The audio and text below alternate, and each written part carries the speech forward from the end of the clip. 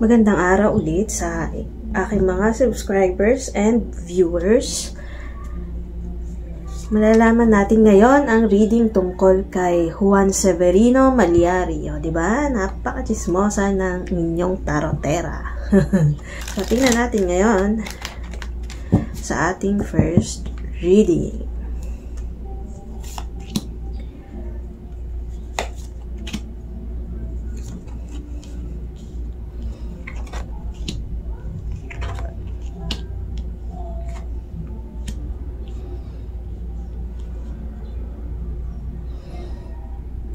Si Juan Severino Mallari ay galing sa isang mayamang pamilya. Ang nanay din niya ay eredera at maraming pera. Kaso dito, parang meron tinatago itong pamilya na ito sa publiko. Hindi nila pwedeng sabihin kung ano yun. Na sila lang talaga ang nakakaalam kung ano ay tinatago ng kanilang pamilya. Though kontento naman sa buhay si Mallari, merong tinatago ang pamilya nila na hindi nila pwedeng sabihin sa publiko. I think lunatic din sila yung pamilya nila. Yung nanay niya at saka siya. May dark thoughts din akong nakikita sa kanilang dalawa. At nakuha nila ang kanilang yaman sa hindi malamang paraan. Parang itong cloth na to, may tinatabunan siya sa likod at hindi niya pinapakita kung ano yun. Basta ang nakikita na lang yung mga cups. At makikitang humaharang din siya. Ayaw niya makita ito ng mga tao. And I think yung cloth na yan yung representation na tinatago niya yung kanyang pagkatao. Pwedeng ang kanyang nanay ay makapangyarihan over him, Mallari, over Juan. Kasi parang isang kumpas lang ng nanay niya, napapasunod na siya. Tapos ito, si Juan, sunod lang ng sunod sa kanyang ina. Sa tingin ko, yung pagiging lunatic niya, nakuha niya sa trauma sa nanay niya. Kumbaga, dahil ang mga nanay na babae dati masyadong matatapang. Hindi ko nila lahat, pero merong matatapang na babae, lalo yung mga mayayaman. Talagang strict yan sa mga anak nila. Parang nakakarinig-rinig na ng boses si Juan Severino Mallari sa isip niya Kumbaga sa baliw, may mga bumubulong-bulong na dyan everyday. Mukhang masyadong palamando yung nanay ni Juan Severino, kaya sunod lang siya ng sunod. Tapos masyadong stricto, kaya hindi siya nakakagawa ng mga bagay na gusto niya. Ang masinusunod niya yung gusto ng nanay niya. Kaya katagalan, kalaunan, yung boses ng nanay niya ang naririnig niya sa isip niya. Nagkaroon din siya ng dual personality. Tingnan natin kung bakit naging mamamatay tao si Mallari. Si Juan Severino Mallari. Tingnan natin sa baraha. Yung pagiging lunatic niya, mukhang namana niya sa generation or sa mga ninuno niya. Kumbaga parang pang 10th generation na siya.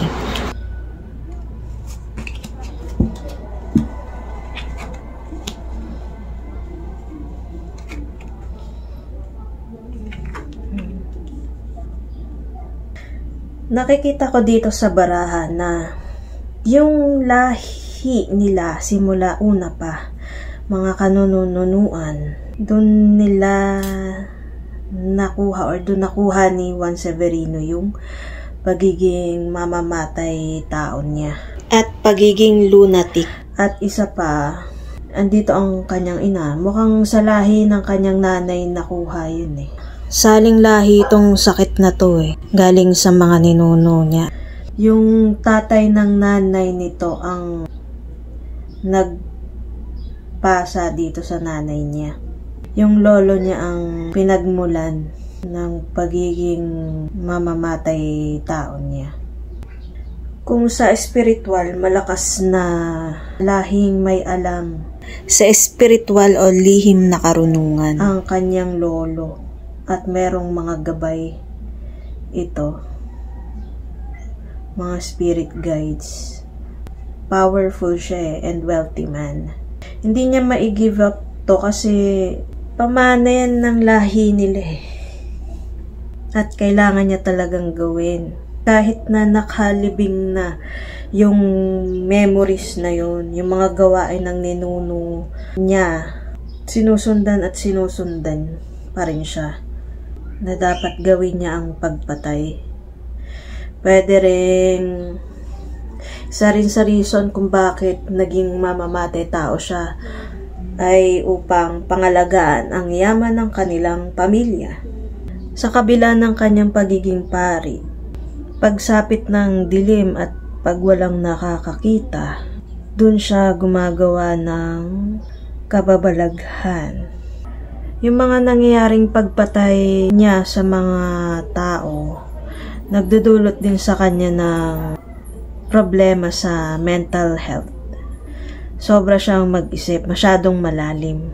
And pwede rin dahil galing sa mga ninuno at lahi niya, yung mga pagpatay na yan, pwedeng nabubulungan din siya ng mga spirit guides na pumatay.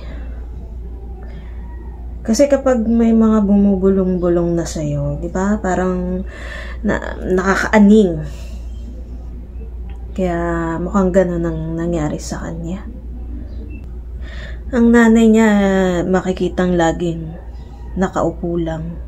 Ibig sabihin, powerful sa kanya ang kanyang nanay.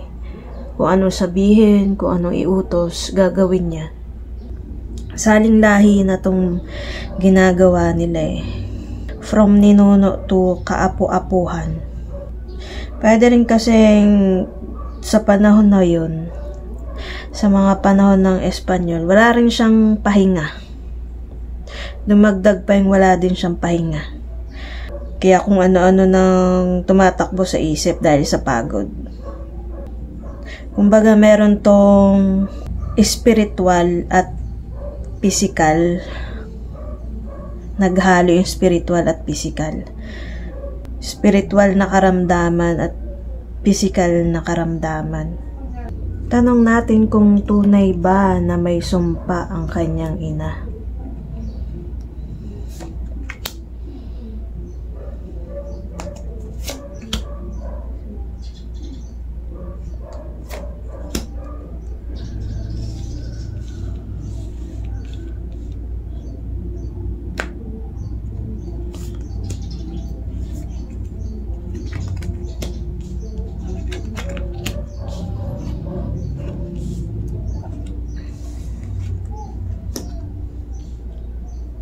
Lumalabas dito na wala namang sumpa ang kanyang ina na kasi according sa Google, may sumpa daw yung nanay kaya ginagawa ni Maliari yun sa kanyang nanay.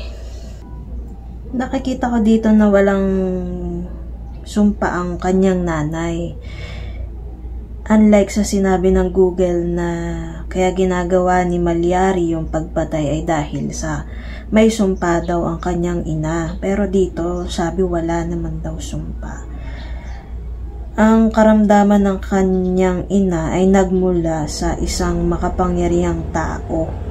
Sa mga trauma, sa mga taong nagsamantala sa kanyang nanay, sa mga pinagdaanan nito sa buhay. Kung ano man yung pinagdadaanan ng nanay niya, meron nga sa lahi ng nanay niya.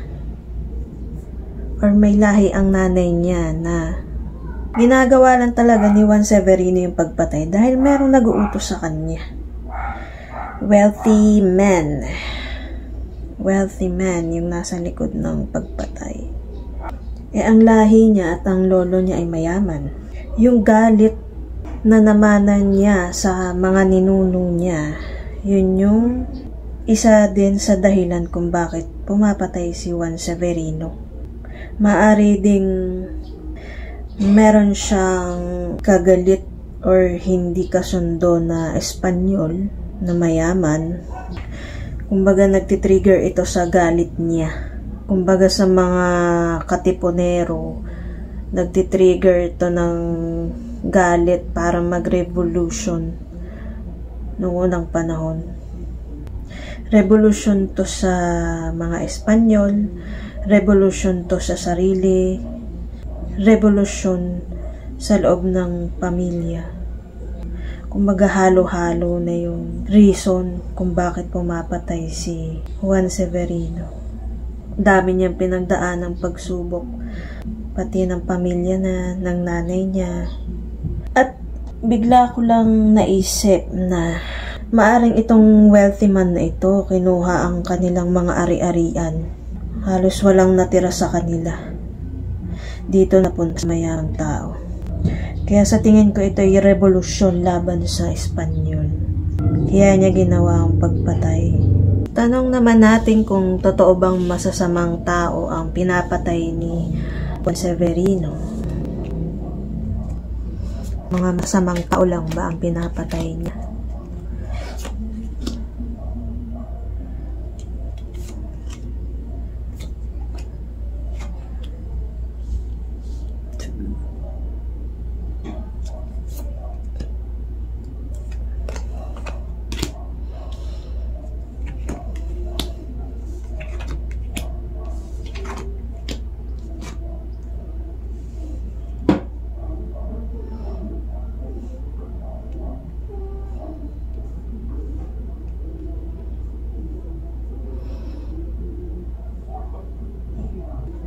Sumagot ang cards ng hindi. Mga inosenteng tao ang kanyang napapatay. Kaya nga sabi ko sa una, merong mental health issue si Juan Severino.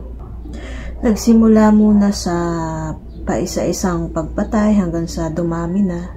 At ang iba sa napapatay niya ay yung mga nakakaaway niya. Matindi yung emosyon na nararamdaman niya dito. Kaya siya pumapatay. Maaring sa usaping lupa din. Yung iba pinapatay niya sa parang sa lason eh. Pinapatay niya sa lason, sa pagkain, sa saksak. Nagiging, sa una mabait siya sa mga tao, tapos kalaunan, papatay na niya. Talagang passion na niyang pumatay. Roller coaster talaga yung kanyang emotion, yung kanyang mental health. Grabe yung tumatakbo sa isip. Tingnan natin kung si Juan Severino Maliari ay nakatawid na ba? Yung kaluluwa niya ba ay nakatawid na? Dahil sa marami siyang pinatay, katawid na ba siya? Sa kabila.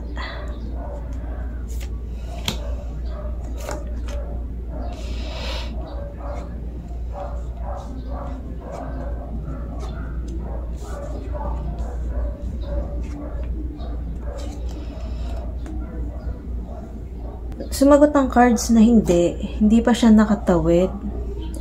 Kasi grabe yung attachment niya sa mga naiwan niyang or nilang kayamanan dito sa mundo. Hindi pa siya makatawid eh. Maraming umuusig sa kanya. Mga naiwan niya dati, maraming umuusig sa kanya. Hanggang ngayon, inuusig pa rin siya. Hanggang ngayon, hinuhusgahan pa rin siya. Hindi niya maiwan yung mga dapat iwanan na niya dahil patay na siya.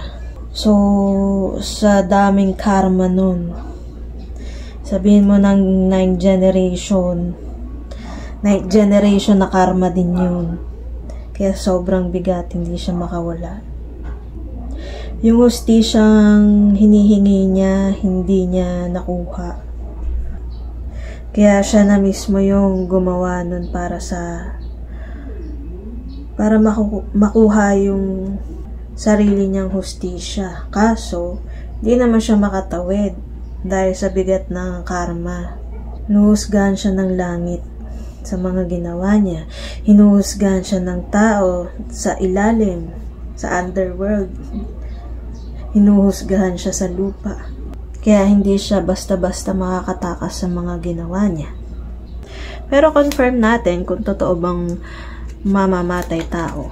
Si Juan Severino Malyari. Totoo ba mamamatay tao siya?